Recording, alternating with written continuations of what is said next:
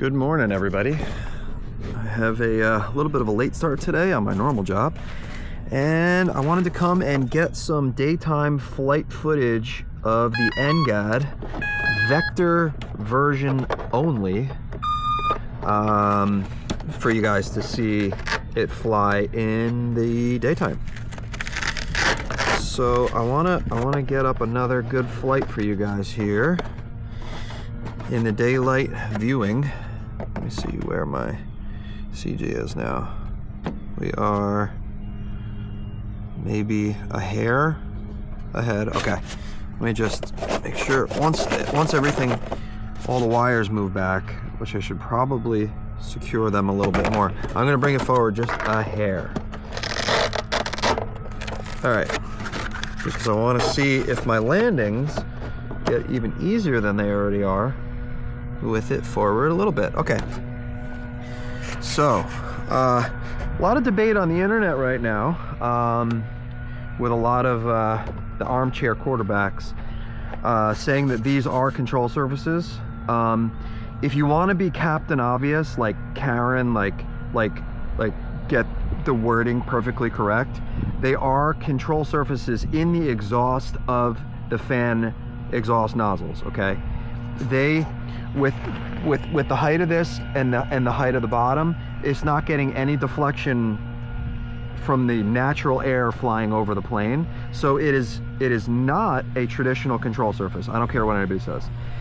If I had elevons out here, I would say, oh yeah, you know, you're totally right.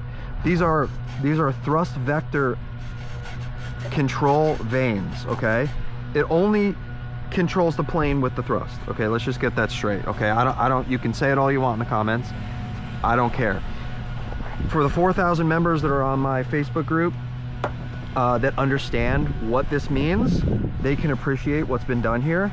I personally have never seen people who have flown an EDF jet with thrust vectoring, even with a flight controller. You'll understand how impossible it is to fly a plane with thrust vectoring without flight control, let alone thrust vectoring without any other control surfaces. So this is what I'm trying to convey to all of you, all right? So anyway, now that I got that out of here, I'm gonna give myself a little bit more aileron, or less. I want to give a little bit less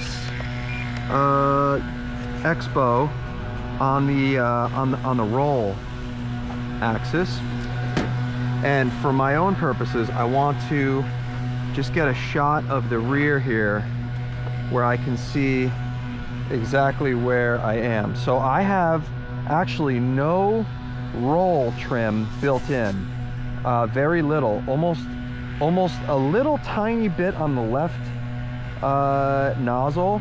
I have a little bit, like a millimeter of up on the left side, and they're both pointing down to about this point right here. So they are both pointing a little bit above half on the air fence there. All right. So I got my CG ready to rock and roll here. I'm gonna try not to get my shoes soaked because the field is wet in the morning. And yeah, we're gonna get up a flight here, and hopefully I don't need sunglasses. All right, I don't want to hit a soccer net. All right, let's get up a flight. Got a little bit of a tailwind. I kind of want to wait for that.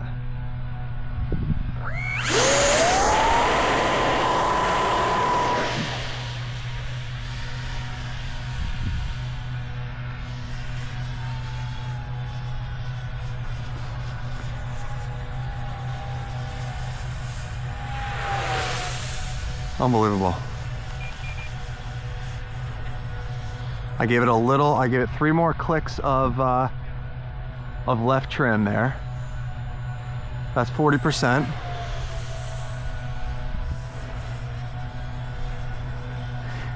And for everyone that also complains about my flying style, I'm not a good pilot, guys. I'm more, I just want to figure out what the thing is doing. And So the wind is definitely affecting it more. I have more wind today than I did last night. So the wind is throwing it around a little bit.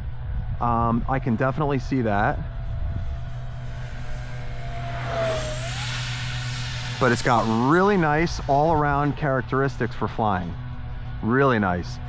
I'm gonna do a, I'm gonna call it a toilet bowl landing. I'm gonna call it a toilet bowl landing where you go around the toilet bowl. I'm gonna take a right now. Flying great. It's flying really good.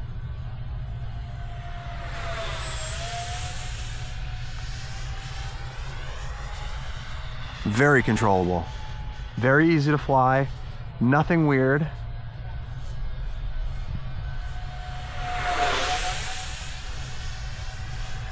Awesome.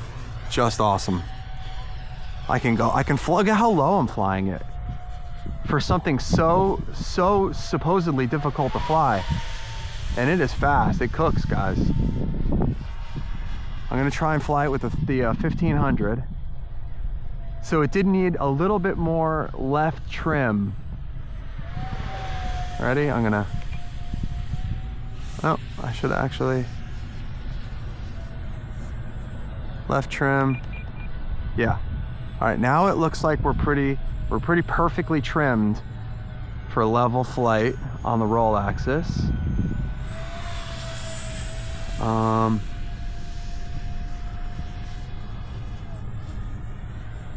I am thinking about trying to start to bring her in for her descent, our toilet bowl. All right. Let me see if I can just do it in one swoop here. Oh my God, look at this.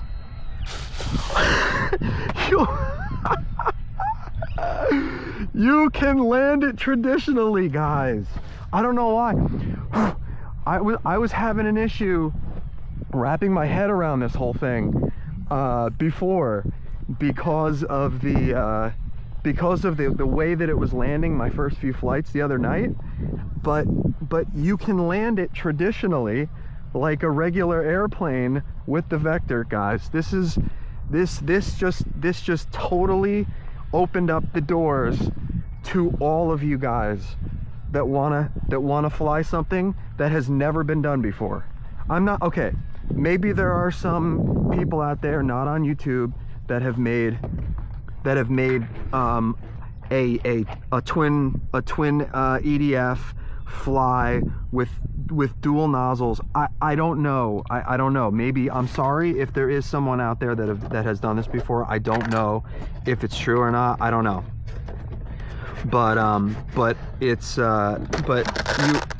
this is completely accessible for anyone intermediate and above. Anyone intermediate pilot and above can fly this thing and fly it pretty damn easily. The only thing you have to just train yourself and think in your head that you cannot that you just can't cut throttle, guys, and you have to bring it in under a little bit of power, and that's it. I mean, that's all there is to it. There's nothing else you need to know, and 1300 is the way, because it's so floaty. And look where the battery sits. These little Z1300s have been very good to me, and there's like nothing to break because the control surfaces are locked down inside that caged area. So it's this is absolutely incredible. I guess on this flight I'm gonna fly the plane as normal. I'm gonna do a little bit less circling. I'm gonna fly it straight and bank and come and do more of a circuit, and then I'm gonna try and land it traditionally, just cross runway, or on the runway as if this was my runway right here. Okay.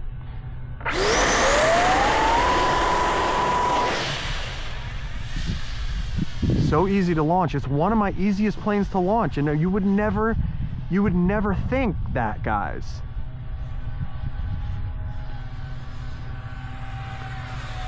Wow. Unbelievable. You just can't cut the throttle. That's it. Oh my goodness. Oh my goodness.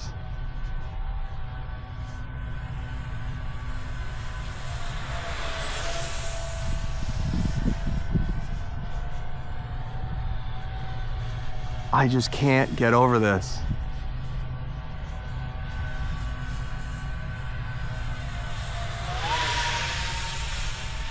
Tight turn.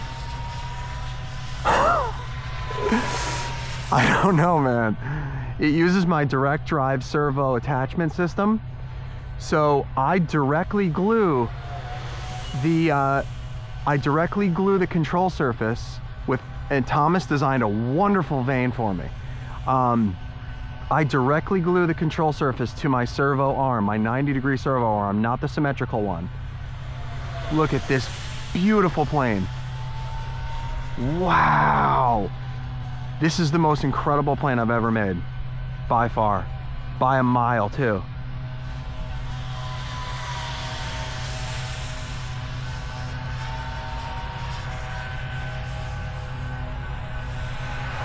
I'm getting really comfortable with this thing now. All right, now I gotta start thinking, losing battery would be the worst thing. So now I gotta start thinking, I'm actually gonna bring it in, I'm more comfortable going left to right, but the wind is going the other way. So I'm gonna bring it in the other way. I'm gonna bring it in this way, right here. All right.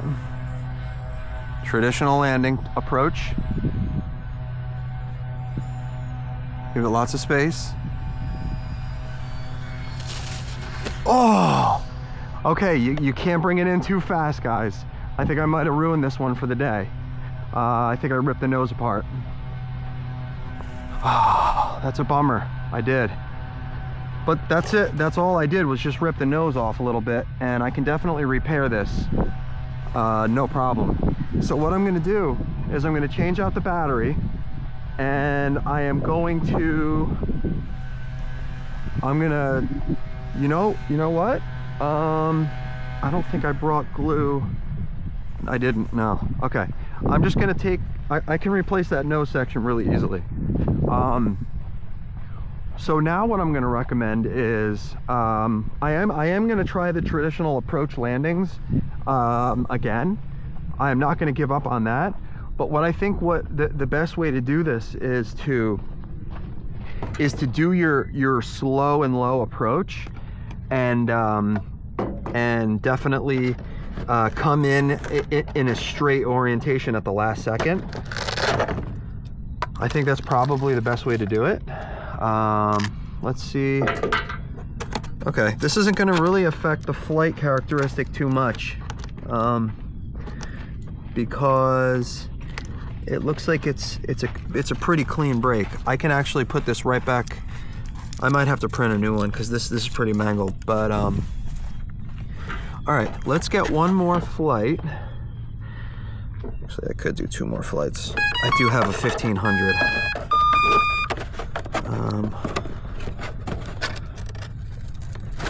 Battery's right there. I did take a little bit of nose off the weight, but not too much. All right, that's probably the most forward. Oh no, the wires will have to go back a little bit. All right, that's good. Let's do another one without a little bit of the nose. And I'm gonna try to do my landing the way that I did it before. I just carried too much speed, that was it. I carried too much speed, and it landed perfectly, but then it caught a little bit of air underneath the nose, and that's what flipped it upside down and around. So, okay, let's go again.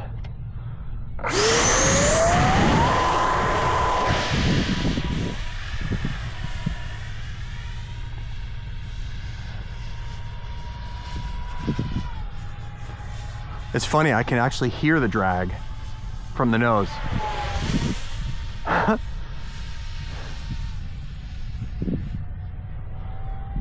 I can't believe it's so controllable, guys.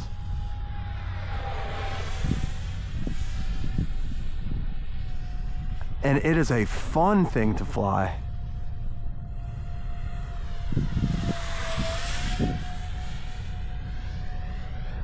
Flying it low.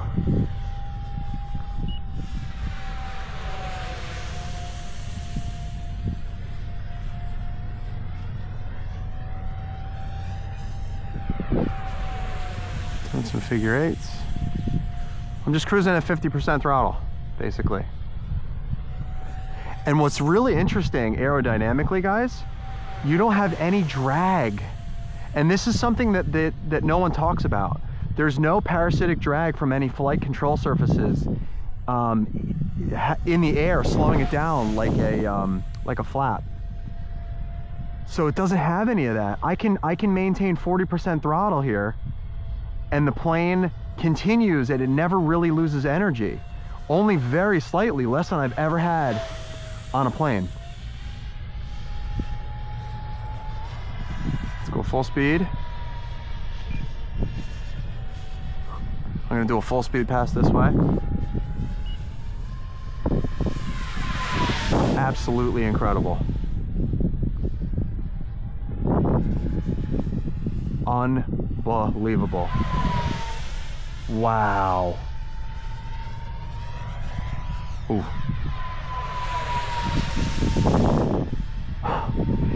What a flyer.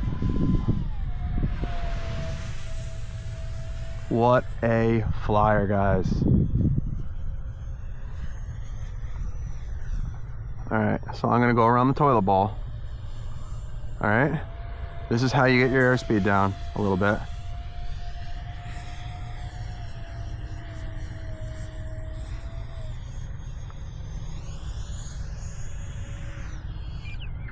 Oh, okay.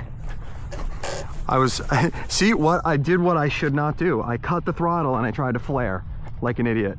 And that's not what you do. But the plane's flying, fine. A little bit of grass on it. A little bit of grass, and that's it. Plane is absolutely perfect. 3% gyroid infill is optimal. You can see here my trim, so the plane is upside down. It's easier to see this way, especially with the light casting on it. This is the right vector vane is down well, that much. I'm gonna do my micrometer measurements for you. This one is less, so meaning that they're both angled down a little bit for some down trim. I'm not sure. I think it might be the reflex on the wing that is creating a little bit of that need for the down trim. I'm gonna do a real quick flight with the 1500, guys, and I gotta head out because I gotta go to work. Really quick.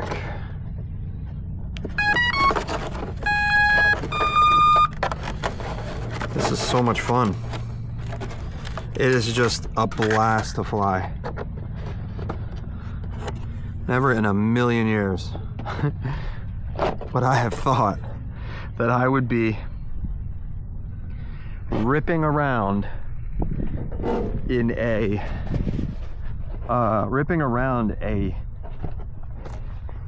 thrust vector only airframe, and with so little vertical stabilizer. I mean, it's incredible how little there actually even is. So I'm gonna do more of a toilet bowl landing on this one. I'm gonna rip this thing faster, because now I have 1500 milliamp hours of capacity on this battery, and then I'm gonna do the toilet bowl landing.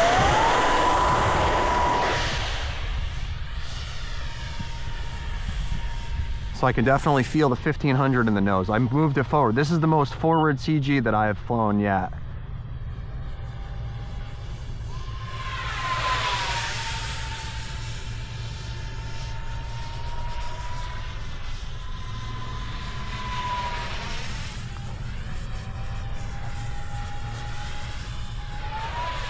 See, it's funny, once things get a little bit hairy, you want to cut the throttle, and it's just in your nature. you want to slow down, but you can't. You have to just go to maybe like 30%, 40%. And then just smoothly give your inputs.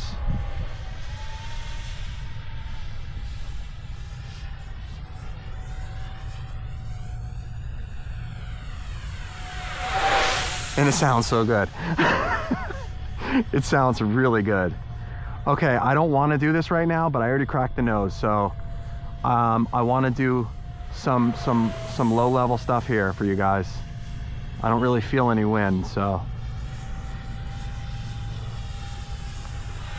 I want to see what happens when it starts to approach the stall. Oh, you know what? I want to go up a little bit higher and do some. I mean, I haven't tried a roll yet, and I'm scared to. All right, let's try it. No, I don't want to lose orientation. I want to be up far enough where I don't know how to do this. All right, let's try a roll. It rolls. It will roll, guys. It rolls. No problem. I just had to give myself a little bit more control authority on the roll. It rolls. Yes. And when you go full speed, you have literally full control. All right, I must be getting a little bit low. So I'm going to be smart here. I'm gonna bring it in.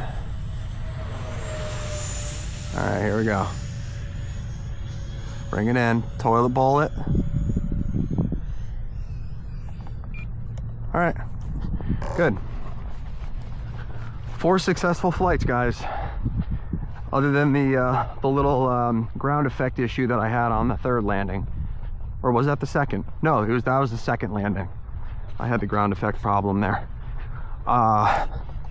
Airframe is still great. It's perfect. Other than my my nose, my little nose. Wow, this was super cool. This was super fun. Man, I have flown a lot of cool stuff. I've flown a lot of cool airplanes with the thrust vectoring in many different respects.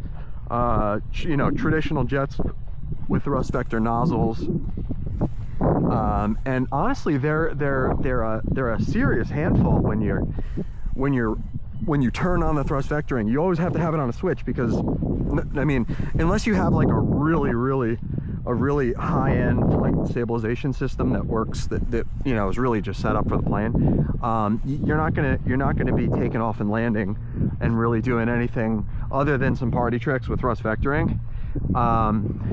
This being able to fly and have a very controllable, perfect airframe with just 2 thrust vector vanes is just keeps blowing my mind. And I know that I've probably said it a million times, but anyway, guys, I'm gonna end the video here as soon as I get this unplugged. I'm a little OCD like that. I like to get everything done. I am printing, as we speak, I am printing the version of this with only traditional elevons. So you guys will have the option to have elevons. They're about this big, and they are a little bit on an angle. They're not perpendicular with the airframe. They're a little bit on an angle, and so you're gonna have, and then the servo sits right in here, and then there's a tunnel. So you and these are just going to be static vanes. So you guys will have the option to have you're going to have the standard version that we're going to call it the basic NGAD, which has standard elevons, and then you're going to have the vector version, which is this, which is exactly what you see here. Thomas is going to try and fly it with the vector vane and the winglet inactive. And he's gonna see how he likes that. And I honestly, I love this just the way it is. It's perfect for me. And then we're thinking about a twin 50, possibly a twin 64 with landing gear. So let me know what you guys think about this awesome machine. And yeah, I will see you on the next video. Thanks.